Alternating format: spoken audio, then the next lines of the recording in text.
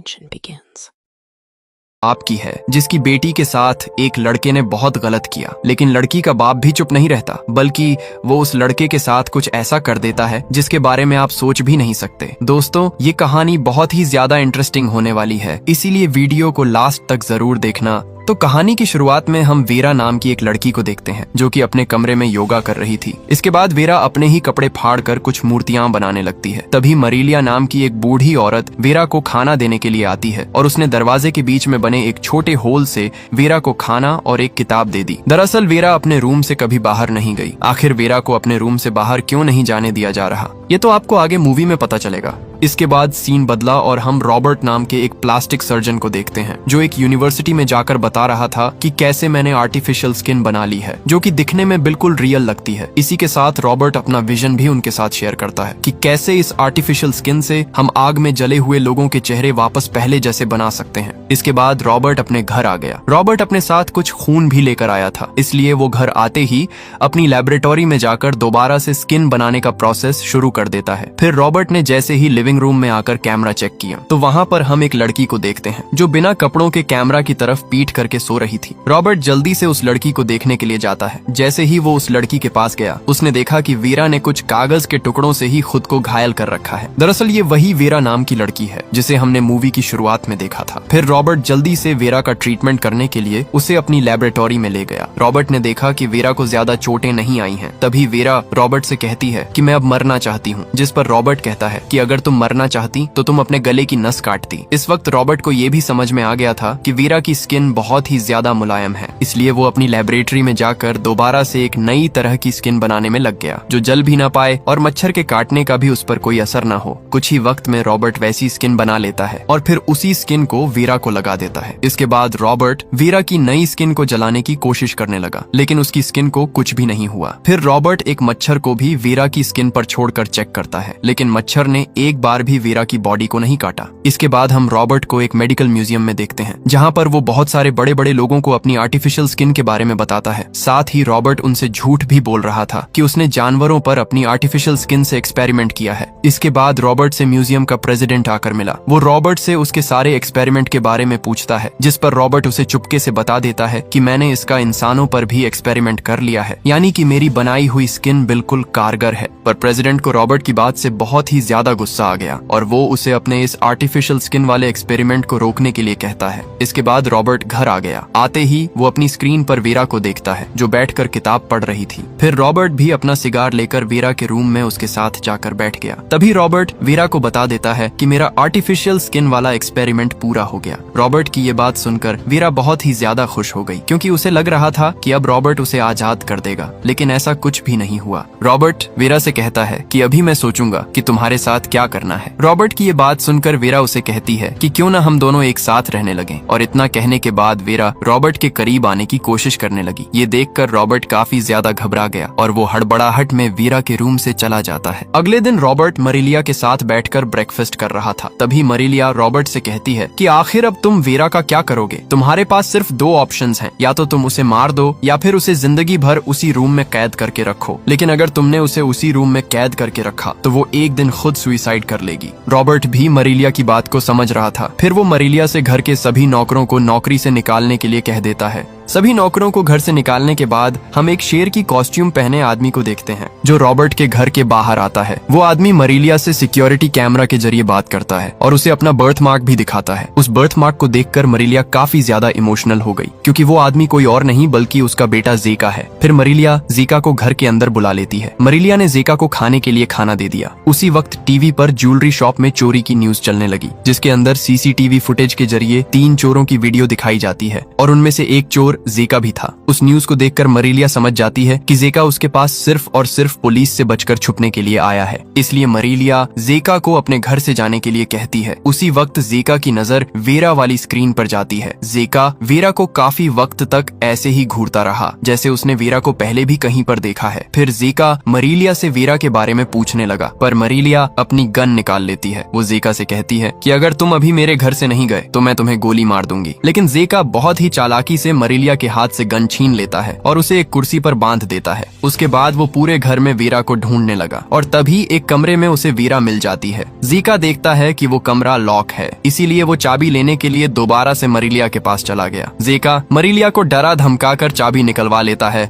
और फिर जल्दी से वीरा के रूम का दरवाजा खोल देता है। फिर जैसे ही जेका कमरे के अंदर जाने लगा, उसी वक्त वीरा दरवाजे को लात मारती है, जिस वजह से जेका जमीन पर गिर गया। इसी बात का फायदा उठाकर वीरा वहाँ से भागने की कोशिश करती है, लेकिन जेका उसे पकड़ लेता है और वो उसके साथ घिनौनी हरकत करने लगता है। इसी बीच जेका वीरा से ये भी कहता है कि मुझे तो लग रहा था कि तुम मर गई होगी। उसी वक्त नीचे रॉबर्ट भी घर आ गया। उसने देखा कि मरीलिया एक कुर्सी पर बंधी हुई है। तभी रॉबर्ट की नजर स्क्रीन पर जाती है। वो देखता है कि जेका वीरा के साथ गलत काम कर रहा है। ये देखकर रॉबर्ट जल्दी से अपनी गन लेकर वीरा के रूम में जाता है और जेका को शूट करके वहीं पर मौत की नींद सुला देता है। फिर जब मरीलिया वीरा के कमरे की बेडशीट साफ कर रही थी, तब वो वीरा को बताती है कि जेका और रॉबर्ट दोनों सौतेले भाई हैं। मरीलिया की ये बात सुनकर वीरा काफी ज्यादा हैरान रह जाती है। फिर मरीलिया वीरा को सारी बात बताती है। वो कहती है कि मैं हमेशा से ही इस घर में काम करती हुई आ रही हूँ। जेका का बाप भी मेरे साथ इस घर में एक नौकर था, लेकिन रॉबर्ट का बाप इस घर का मालिक था, जिसने हमेशा से रॉबर्ट से ये बात छुपा कर रखी कि मैं उसकी असली माँ हूँ। फिर जब रॉबर्ट बड़ा हुआ, तब वो मेडिकल की पढ़ाई करने लगा, लेकिन जेका बहुत ही छोटी उम्र में यहाँ से चला गया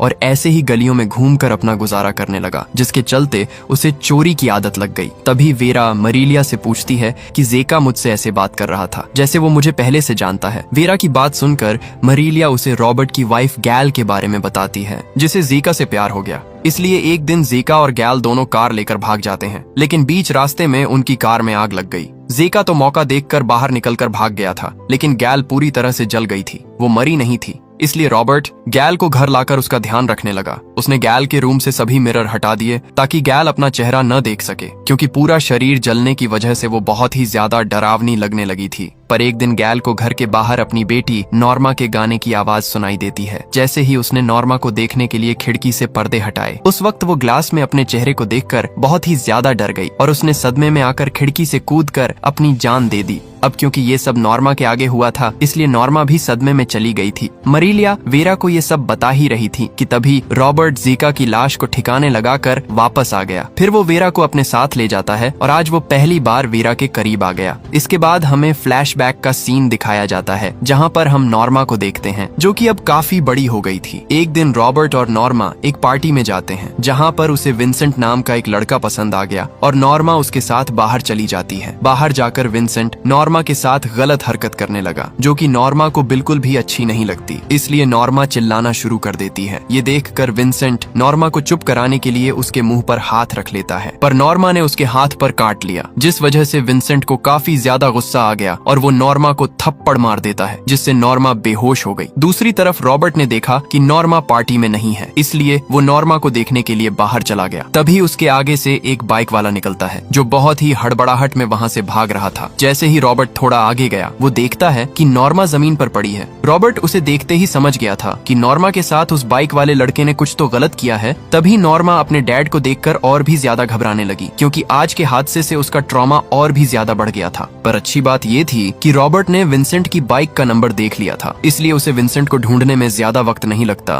दरअसल विंसेंट अपनी मॉम के साथ कपड़ों को बेचने का काम करता है। एक दिन विंसेंट ऐसे ही बाइक लेकर बाहर की ताजा हवा लेने के लिए निकल गया और उसी रात एक आदमी गाड़ी लेकर विंसेंट का पीछा करने लगा। जैसे ही विंसेंट सुनसान रास्ते से गुजरा, उसी वक्त गाड़ी वाला आदमी विंसेंट की बाइक को टक्कर मार देता है, जिस वजह से विंसेंट जमीन पर गिर गया। तभी उस गाड़ी में से एक आदमी निकला, जो विंसेंट को बेहोशी की दवा मार देता है, जिस वजह से वो बेहोश हो गया। इसके बाद जब विंसेंट की आंख खुली, तो वो खुद को एक जगह पर कैद पाता है और उसके पास सिर्फ एक टब में पानी पड़ा था। दूसरी तरफ हम विंसेंट की माँ को देखते हैं। वो पुलिस की मदद से अपने बेटे को ढूंढने की कोशिश कर रही थी, लेकिन ऑफिसर विंसेंट की मॉम से कहता है कि हमें जंगल के बीचों बीच विंसेंट की बाइक मिली है और हमें लग रहा है कि उसने समंदर में कूदकर अपनी जान ले ली है। पर विंसेंट की मॉम को पूरा यकीन था कि विंसेंट ऐसा कुछ भी नहीं करेगा, इसलिए उसकी मॉम पुलिस ऑफिसर को अपने बेटे की खोज जारी रखने के लिए कहती है। इसके बाद हम रॉबर्ट को देखते हैं। वो हॉस्पिटल में अपनी बेटी नॉर्मा से मिलने के लिए आता है, लेकिन नॉर्मा अपने डैड को ही भूल गई थी और वो रॉबर्ट को अपने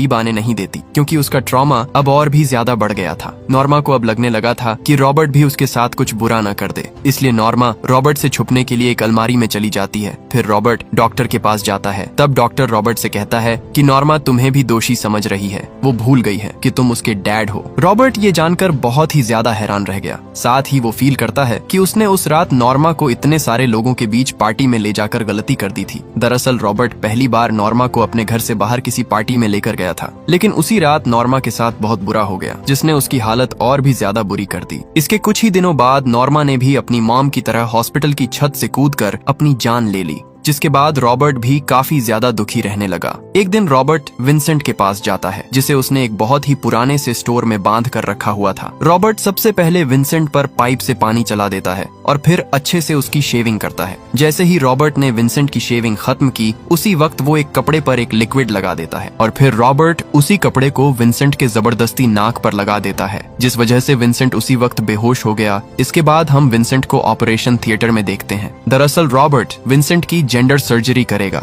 जिसे अंजाम देने के लिए वो अपने साथ के बाकी सर्जन्स को भी बुला लेता है। इसके बाद वो सभी विंसेंट की सर्जरी कर देते हैं। फिर सर्जरी के बाद जैसे ही विंसेंट की आंखें खुली, वो खुद को ऑपरेशन थिएटर में देखकर काफी ज्यादा हैरान रह गया। उस वक्त वहाँ पर रॉबर्ट भी खड़ा था। तभी विंसेंट रॉबर्ट से पूछता है कि आखिर तुमने मेरे साथ क्या किया है, जिस पर रॉबर्ट कहता है कि हमने तुम्हारी जेंडर सर्जरी कर दी है, यानी कि अब तुम एक लड़की बन गए हो। ये सुनकर विंसेंट बहुत ही ज्यादा हैरान रह गया। इस दिन के बाद से रॉबर्ट विंसेंट को अपने घर में ही रहने के लिए एक रूम दे देता है, क्योंकि अभी तो वो उस पर और भी बहुत सारे एक्सपेरिमेंट करना चाहता है। फिर जैसे जैसे टाइम बीता, रॉबर्ट विंसेंट की बहुत सारी सर्जरीज कर देता है और कुछ ही दिनों बाद रॉबर्ट सर्जरीज करके उसकी बॉडी को पूरे तरीके से लड़कियों जैसी बना देता है। हालांकि इस वक्त तक रॉबर्ट ने विंसेंट की फेस सर्जरी भी कर दी थी, जिस वजह से विंसेंट का चेहरा भी लड़कियों जैसा हो गया था। पर रॉबर्ट विंसेंट की फेस सर्जरी के बाद उसके चेहरे पर मास्क लगा देता है, ताकि उसका फेस बिल्कुल लड़कियों की तरह फॉर्म हो जाए। इसके बाद एक दिन रॉबर्ट विंसेंट को पहनने के लिए एक सूट देने के लिए आया। जैसे ही विंसेंट ने सूट पहना, वो एकदम से रॉबर्ट पर अटैक कर देता है और मौका देखकर अपने रूम से निकल जाता है। लेकिन रॉबर्ट ने पहले से ही सारी तैयारी कर रखी थी। रॉबर्ट जल्दी से अपनी जेब से एक रिमोट निकालता है और उससे पूरे घर के दरवाजों को लॉक कर देता है, जिस वजह से विंसेंट घर से बाहर नहीं जा पाता। तब तक रॉबर्ट भी अपनी गन लेकर विंसेंट को पकड़ने के लिए उसकी तरफ बढ़ने लगा। ये देखकर विंसेंट गुस्से में एक चाकू से अपना गला काट लेता है, पर रॉबर्ट जल्दी से विंसेंट को अपने ऑपरेशन थिएटर में ले आया और वो विंसेंट के गले पर टांके लगा देता है। इसके कुछ दिनों बाद रॉबर्ट विंसेंट का फेस मास्क भी हटा देता है। जैसे ही मास्क हटा, रॉबर्ट ने देखा कि विंसेंट अब पूरे तरीके से लड़की बन गया था, इसलिए वो फैसला करता है कि आज के बाद वो विंसेंट को वीरा कहेगा। और इसी सीन के साथ हमें पता चलता है कि दरअसल वीरा कोई और नहीं बल्कि विंसेंट था, जिसे रॉबर्ट ने धीरे धीरे करके वीरा में बदल दिया।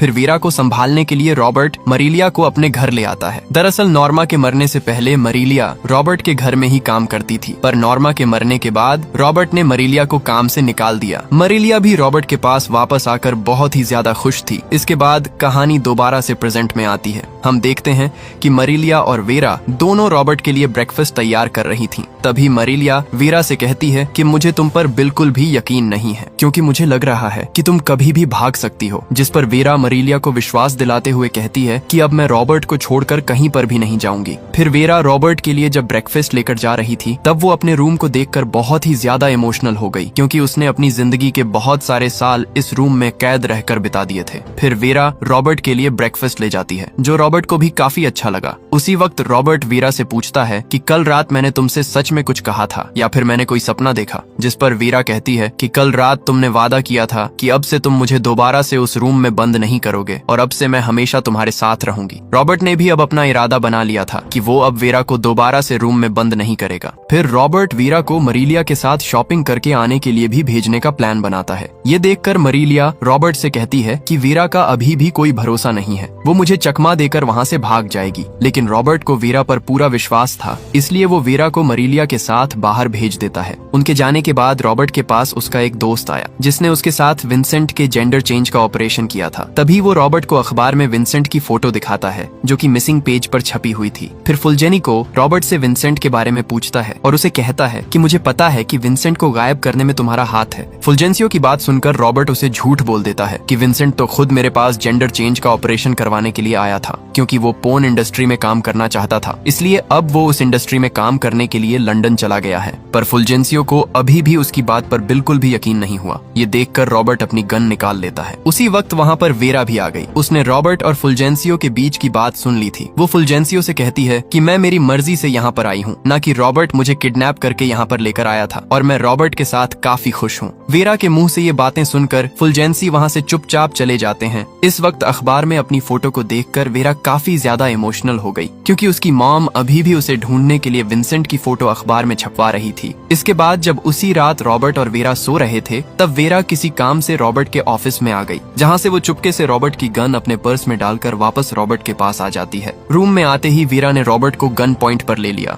रॉबर्ट वेरा को कुछ बोल पाता उससे पहले ही वेरा रॉबर्ट को शूट कर देती है, जिससे उसकी वहीं पर मौत हो गई। नीचे मरीलिया ने भी गोली की आवाज सुन ली थी। वो समझ जाती है कि ऊपर रॉबर्ट के रूम में कुछ तो बहुत गलत हो गया है, इसलिए जैसे ही मरीलिया अपनी गन लेकर रॉबर्ट के रूम में आई, उसने देखा कि रॉबर्ट बेड पर पड़ा है और उसकी मौत हो गई है। पर वीरा उसे रूम में कहीं पर भी दिखाई नहीं देती। उसी वक्त वीरा बेड के नीचे से निकलती है और मरीलिया को भी शूट करके मौत की नींद सुला देती है। अब वीरा बिल्कुल आजाद थी, क्योंकि उसने रॉबर्ट और मरीलिया दोनों को अपने रास्ते से हटा दिया था। इसके बाद वीरा जल्दी से अपनी मॉम की शॉप पर आ गई। वहाँ आते ही जैसे ही वो अपनी मॉम को इतने वक्त बाद देखती है, वो अपने आंसुओं को कंट्रोल नहीं कर पाती। फिर जैसे ही उसकी मॉम और उसकी असिस्टेंट वीरा के पास आती हैं, तब वीरा उन्हें बता देती है कि मैं विंसेंट हूँ, मुझे 6 साल पहले अगवा कर लिया गया था और फिर मेरा जेंडर चेंज कर दिया गया, लेकिन आज मैं 2 लोगों को मारकर वापस आ गई हूँ। फिर वीरा अपनी माँ को कुछ पुरानी बातें भी याद दिलाती है, जिसे सुनकर उन्हें यकीन हो गया कि उनके सामने जो लड़की खड़ी है वो उनका बेटा विंसेंट है। और दोस्तों, इसी सीन के साथ ये मूवी यहीं पर खत्म हो जाती है। आपको ये शानदार कहानी कैसी लगी, हमें नीचे कमेंट्स में जरूर बताना। बाकी अगर आपको ऐसी ही इंटरेस्टिंग और हाई क्वालिटी वीडियोस देखनी है तो चैनल को सब्सक्राइब कर लेना।